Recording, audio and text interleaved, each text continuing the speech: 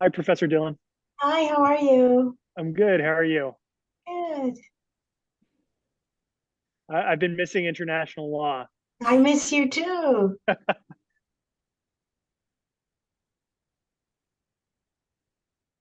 Okay.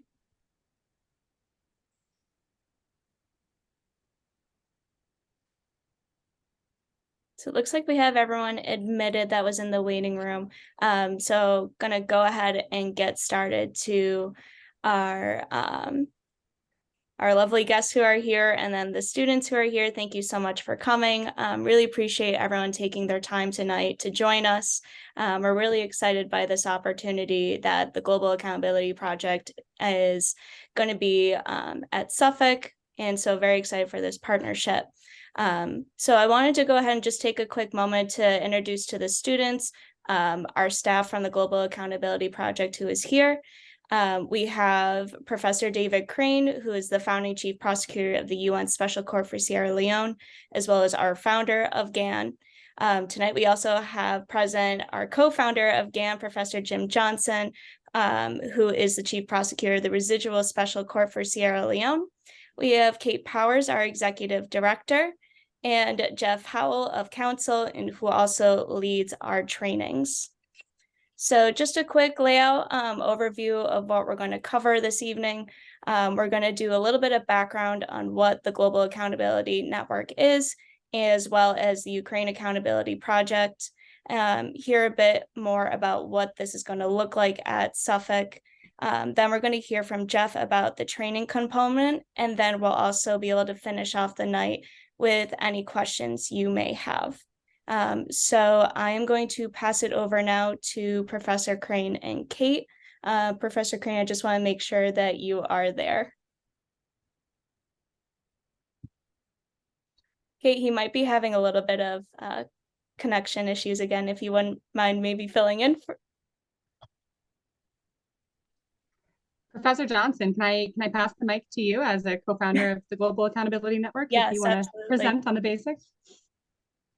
Well, maybe just a quick hello to those that were able to join us tonight, and to say how happy we are to see you and hope that you become a part of the Global Accountability Network. It's hard to describe in just a few words what the Accountability Network has done. And of course, we've got the Syrian project, Yemen project, the Venezuela project, and now the Ukraine project. But let me just say, maybe just say these few words for right now, and then we'll let Kate and Allie continue. This is one of the only opportunities that you're going to have to be directly involved with some ongoing atrocities. In other words, as you seek to document these atrocities and as you seek to promote accountability, there are very few opportunities to have your hand in what's going on in the international community today, right now, with the terrible things that are happening out there. And the work that you do down the road will make such a significant contribution to accountability whenever that accountability comes. With Ukraine, that accountability is going to be very, very quickly, or at least we hope, because the ICC, of course, and other groups are actively working on it. With some of our other projects, like Yemen, we hope to see accountability down the road, and we're helping to lay the foundations. So welcome. We're here to answer any questions that you have. I'll stay for as long as I can today. You may see I'm in the car actually sitting alongside Interstate 90 on my way home between Cleveland and Lakewood, New York. But I'm going to stay with you a while. But I'm looking forward to joining some of the training sessions down the road. So it's good to see you all. And I've talked too long. So thank you. Thank you much, Professor Johnson. Professor Crane, would you like to add anything? I would, and welcome. And it's so glad to have you join the Global Accountability Network. I'm having a little bit of a stormy time up here in the Smoky Mountains of Western North Carolina. So I had to switch devices at the last moment because I was freezing. So anyway, welcome.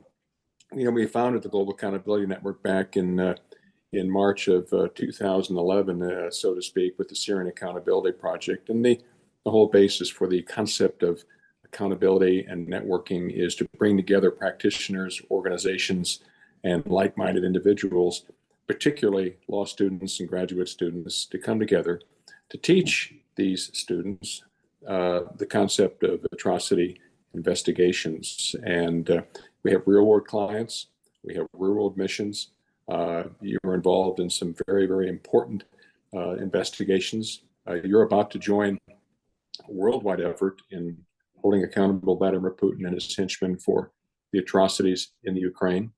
Our clients, United Nations, various countries, the ICC, and others, we provide them real-world data so that they can someday create a local, regional, or international justice mechanism to seek justice for individuals who are victims of atrocity, as Professor Johnson said, in Syria, Yemen, Venezuela, and of course, the Ukraine. This is going to be an amazing moment in history, 2023. It's really an historical benchmark. 2023 will go down in history as one of the most significant years in the modern era. Decisions are going to be made related to accountability of a sitting president, Vladimir Putin, who represents a country that sits on the Security Council of the United Nations. Decisions being made at the international level, regional level, domestic level, are we going to hold Vladimir Putin accountable for not only the war crimes and crimes against humanity that the International Criminal Court is investigating, but also for the crime of aggression. The Ukraine Accountability Project, that is now known now, as well as our advisory board and others, we are very much involved in creating a justice mechanism for the crime of aggression called the Special Tribunal for Ukraine on the crime of aggression. And so you are at the center point of history at this point. And we're very, very proud, very, very thrilled to have Suffolk University join the Global Accountability Network, a network of a couple of hundred individuals who are seeking justice for victims of atrocity. So welcome, and I'll turn it back over to you, Allie. Thank you so much, Professor Crane. And I wanted to give Kate a chance to say anything if she would like to. If not, that's all right as well. Thanks, Allie. I will just very quickly add, maybe repeat, but certainly emphasize that the Global Accountability Network would not exist without the students who join these projects. And so truly, truly, you are what makes this all happen. And so thank you for showing your interest in being here. Whether you're joining us for a semester or a longer term, this could be a long-term network that you can remain a part of. I think Jeff and I are testament to that. Jeff was actively involved in the creation of GAN when he was a student under Professor Crane at Syracuse a few years ago, let's say. And myself, I was a student at Michigan a few years back and was involved with the Syrian Accountability Project's subchapter there. And fast forward a few years, and here I am sitting here with you today, happy and privileged to be representing GAN. So you're here and it's awesome. And we're so grateful. We would not exist without you, and hope that you stick around. Thank you, Kate.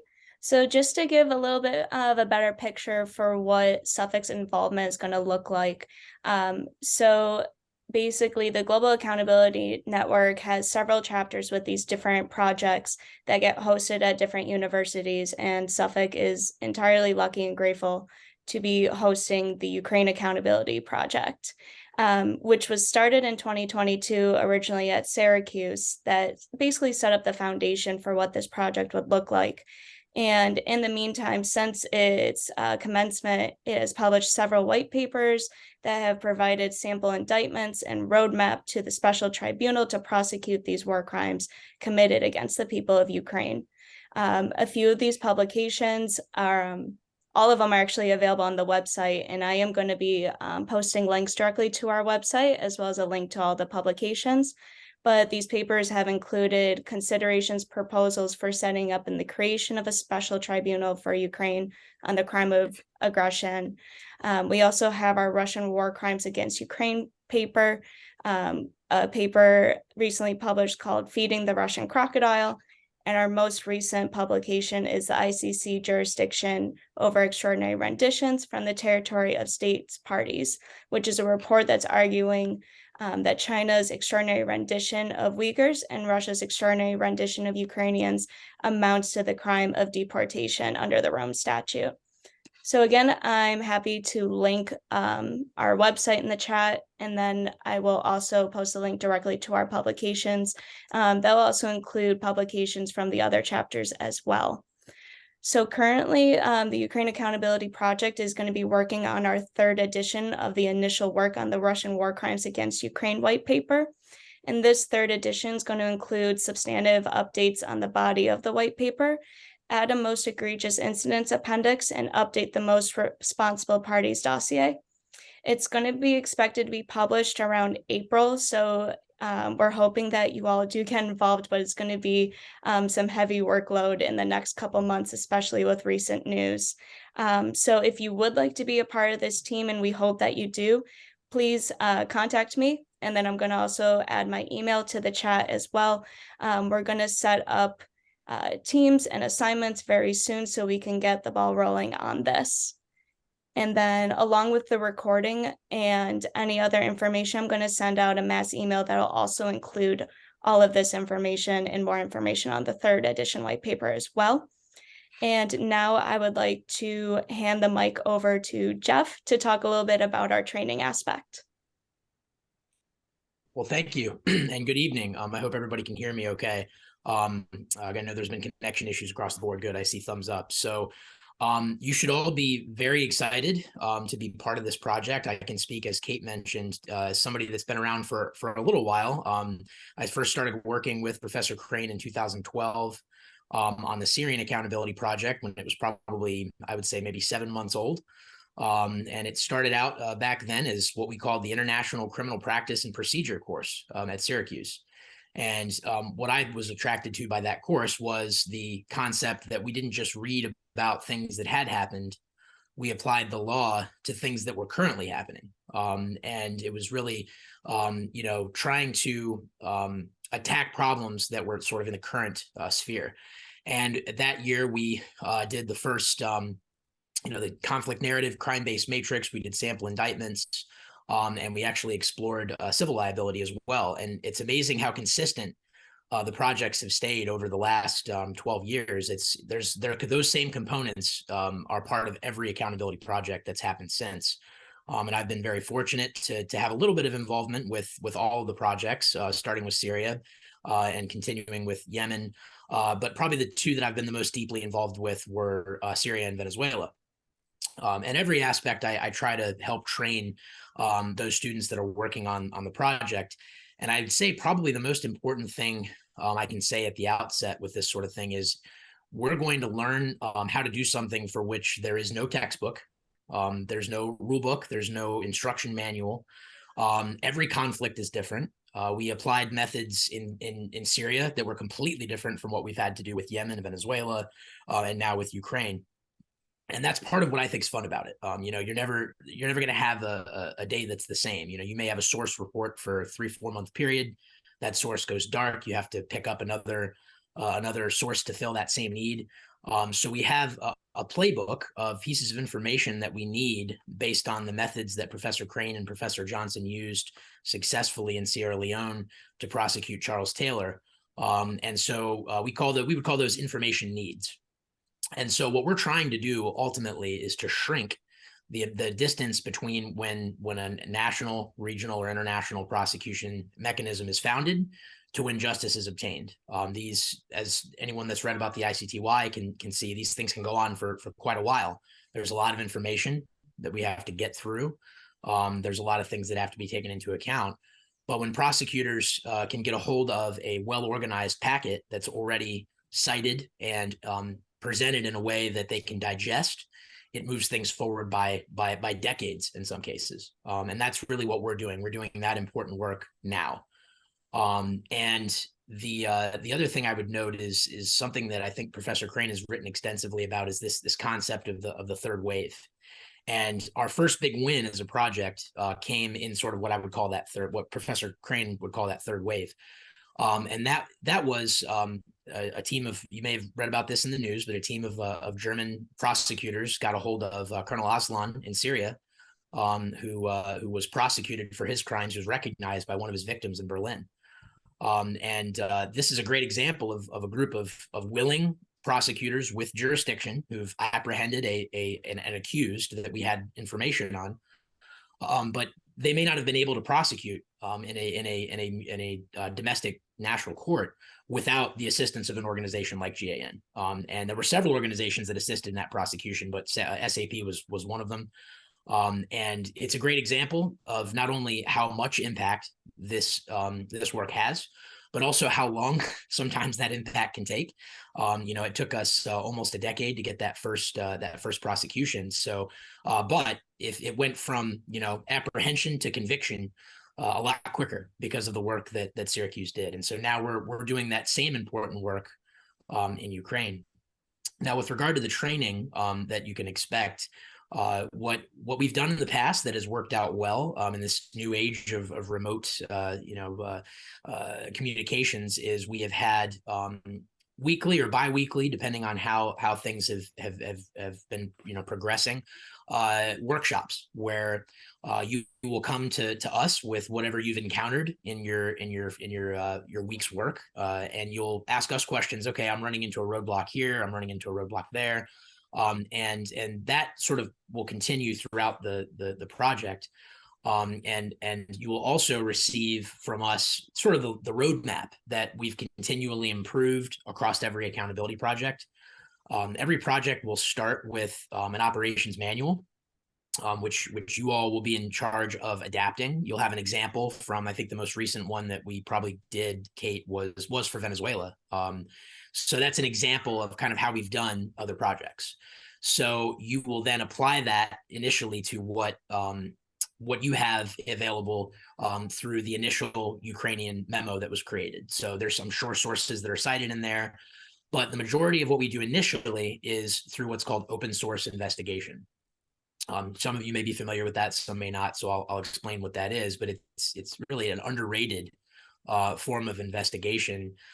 In Syria, what it started out to be was we had members of ISIS, members of the regime, brave rebels that were documenting this, who were recording and broadcasting just terabytes of data across social media. ISIS in particular, because they wanted to spread fear.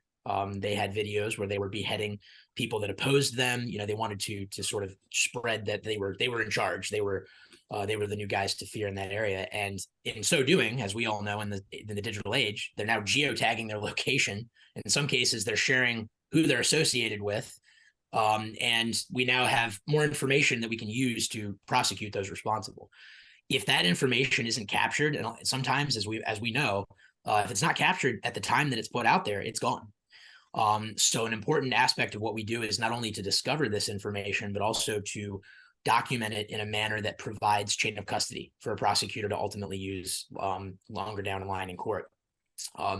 My background, I have a little bit of both. I did civil and I've also done criminal prosecutions. And so I can tell you that side of things could not be more valuable to prosecutors this day and age, because many of them do not understand metadata. Many of them don't understand a lot of the different ways that digital evidence is created, and it's an ongoing debate as to its admissibility. So what we do with GAN is we capture and preserve that evidence in a format so that when it can be used later, it can be authenticated. And you've probably already learned, and if any of you've taken evidence, kind of what the process of authentication is. It's a little different in international tribunals, but not by much. The principles are similar. And if that information is taken down before our organization has an opportunity to grab it and not only capture it, but also catalog it in a way that it can be found and used for what we call our dossiers. And we will eventually have you creating dossiers not only on incidents, but also on those we believe to be the most responsible parties. And the whole point of GAN is to connect all of these dots. So initially it's collection, but eventually we will analyze and connect the dots and figure out who we believe is responsible for the crimes down to a tactical commander level, if that information is available. And then the final product of every accountability project is a sample indictment. And what that sample indictment will ultimately look like is it will have your each allegation will have annotations with whether or not it's either supported by existing evidence, in which case it'll cite to our catalog, or whether or not we need additional evidence because it's an element we have to prove and we don't yet have that evidence. Now imagine you're a prosecutor in 5, 10, 20 years and you have this document, which we're about to turn over something similar for Venezuela. I mean, they can focus their investigations immediately on what's needed and not have to reinvent the wheel. So that's just a quick summary, kind of what you're going to be trained to do over the course of the accountability projects. Is it starts out as a collection effort, and you can think of it as kind of a funnel that continually, everything moves towards that ultimate sample indictment that will ultimately be provided to a prosecution's team. So I hope I didn't talk for too long, but that's kind of the general overview. Now that I've given that, I'm happy to hang back if anybody has any questions at all. Get to the nitty gritty. I've worked every level of this. I started out as a matrix captain and I was executive director for a number of years. So I know the workload as law students is probably something that you're concerned about. And I'm happy to speak to anything that you guys would like to hear about. Jeff, thank you. If I could just intervene. The Ukraine task force was created the day after the invasion. So there is already a series of, we've already organized a lot of things. We've already collecting data. We already have a crime-based matrix, et cetera, so that, we've already begun some of the work. Now, of course, we're not going to be just handing this to you and walking away. The depth of the experience across the board and across the world in GAN is deep. So we're going to teach you how to do this. All right. So what an amazing opportunity for a law student to real world get involved in things directly that will have an impact on the legal profession, the prosecutors, but also policymakers and diplomats. And so just as an aside, we already have a cornerstone by which we're going to be building your accountability project, but we're just not going to say, well, good luck, have a good time, and we'll talk to us when you like. We're available 24 hours a day. You're just part of a large team that is standing by to assist, but we're going to train you. And Jeff Howell, a practicing attorney who was at the very beginning of the whole network with the Security Accountability Project, is our principal trainer. He has great experience. And so all of us will be available to move you down the road carefully, professionally. But everything that you do is not an academic exercise. Everything that you're doing is real world and will be used by the prosecutor at the International Criminal Court, the Ukrainian Prosecutor General, and also hopefully a special tribunal for Ukraine on the crime of aggression. So you are, like I told you earlier, you're at the heart of the matter. But I just want to assure you, we're all working together on this and to seek justice for the victims of the atrocities in Ukraine. So back to you, Ellie. Thank you to both Jeff and Professor Crane for those comments. Professor Johnson, I'm sorry, would you like to jump in? Well, I'm just gonna call it I'm gonna continue my drive home. 2 days back from Sierra Leone, and so I want to get home before jet lag sets in. I've still got an hour drive ahead of me, so it's good to see you all, and I look forward to seeing you again very soon in the future. And welcome to the Ukraine Accountability Project. Bye all. Bye, Professor Johnson. Thank you. Bye, Jim. All right, so I did also want to make sure that I noted that Professor Dillon is on the call, and she's going to be serving as our faculty staff advisor for the Ukraine Accountability Project, and just wanted to give her a moment to speak if you'd like to say anything, Professor Dillon. Thanks, Allie. I'll be very, very brief, but listening to this description and with all that I've heard so far, this is a staggering opportunity for law students. And if a person of the status of David Crane and his team tell you this is an amazing opportunity to be right at the heart of the most horrific atrocities that are occurring in our world, you can believe them. This is this is almost beyond my wildest imagination. We're very grateful at Suffolk and mindful of this unbelievable opportunity. So I just want to say thank you, and I want to encourage any Suffolk Law students who are so inclined to follow along the trail blazed by Ali and Mia and others, and get involved, because it really is something I'm sure that will stay with you for the rest of your life, not to mention the contribution to ending impunity, or at least trying to end impunity. And obviously, the Ukraine situation is at the top of the mind for all of us.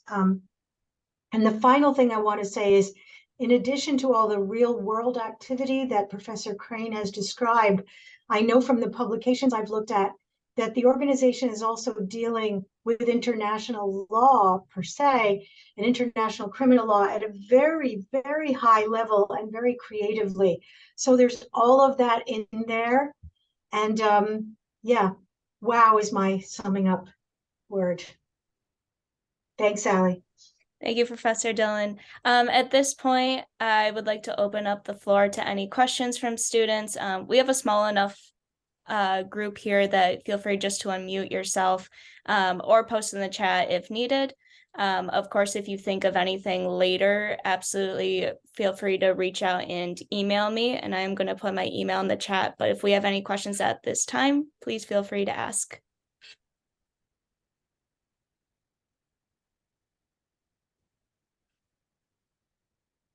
Always the best part of a panel.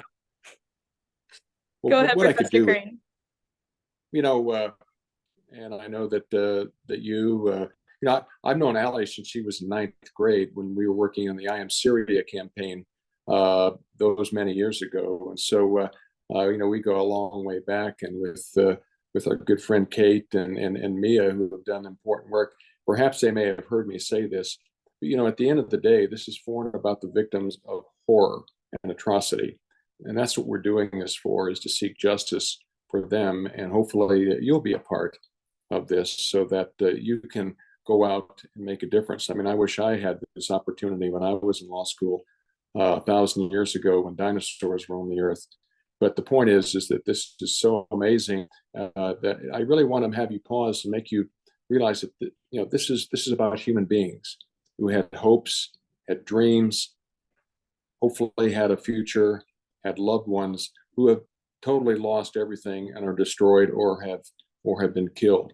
And so we do international criminal law, we do atrocity law and investigations for the justice that they seek. And I'll just give you a vignette, and then I'll turn it back over to Allie to close or take any further questions. You know, back when I was in Sierra Leone, I created a concept of a town hall program, outreach, to walk the countryside listening to the people of Sierra Leone tell me what happened. I learned that in Syracuse Law School back. You know, when you take a case, you ask your client what happened, right? Well, that's what I did. I took that concept and walked an entire region of the world, listening to people standing in front of them under banyan trees, burned out buildings, sometimes in the hundreds, listening to them tell me what happened there and what happened to them. I think that's really important. And I'll use this vignette. In March of 2004. I was in McKinney, which is in the center part of Sierra Leone, and it was the former headquarters of the infamous Revolutionary United Front that had this terrible habit of cutting off body parts of people to terrorize them, not to kill them, but to have them walk around saying, if you mess with the RUF, RUF, then this is what happens to you. And so I was standing there and among them, and this young man stood in front of me. This is about an hour and a half into the town hall. Sometimes these meetings would last 3 hours. And he stood up. I was told he was around 12. He was ragged, sickly. He looked at me. He stood right in front of me, about 12 feet away. Of course, my close protection officers were used to this now, and so they didn't make any sudden moves. But a child soldier, 12 years old, he looked at me and said, "I kill people. I'm sorry. I didn't mean it." And he fell into my arms crying. And of course, I'm standing among about 300 or so of our client, the people of Sierra Leone, and he's just weeping into my chest. And of course, I'm blinking back tears. And then about 20 feet away from me, a very young woman stood up. She was missing half her face. I was told later it was forcibly put into a pot of boiling water. And she had one eye and half her mouth, and she was holding a small child. And she said, the rebels did this. She said it in Creole, but I understood Creole. She said, the rebels did this to me. Seek justice for us. And so I tell you this not to make you sad. I tell you this is about human beings. In some ways, when you do this, and I know the members of the GAN team have done this, you build a righteous fury. You say, I remember standing in a place called Savage Waters up to my knees in dead bodies. And I turned to my chief of investigations. We had just arrived there and said, we're going to get these bastards for what they've done. And so you are part of a team that are going out to get those bastards for what they're doing in Ukraine, to put it bluntly. And I want you to, it's not glamorous work, but the point is that every day, think about that child soldier and that young mother, and then multiply that by tens of thousands of people and families and districts and villages who have been destroyed because someone has decided that they are more powerful than the rule of law. And I'll just tell you, having taken down President Charles Taylor, spending the rest of his life in a maximum security prison in the United Kingdom, the rule of law is more powerful than the rule of the gun. And so you get to understand that and be a part of that should you join and get others of your classmates to join Suffolk's Ukraine Accountability Project. It's a tremendous, tremendous opportunity for you, literally, while a law student, to start making a difference. And you'll be amazed at the power of the law in these things. So anyway, back to you, Allie. Thank you, Professor. And I think Professor Crane's comments leave a powerful image in all of our minds and are probably the best way to end the call this evening. But thank you to all of the Global Accountability Network staff for joining us. Thank you, Professor Dillon, for joining, and thank you to all the students who took time out of their night to join. As always, if you have any questions, please feel free to reach out to me directly. I put my email in the chat, and you can expect a link to the recording. Please share with any friends or colleagues who you know wanted to be on the call tonight but couldn't. But with that, thank you again, everyone, for coming. Thank you, Allie, Professor Crane, Kate, Jeff Howell, everybody, students. Bye-bye. See you later. Good night.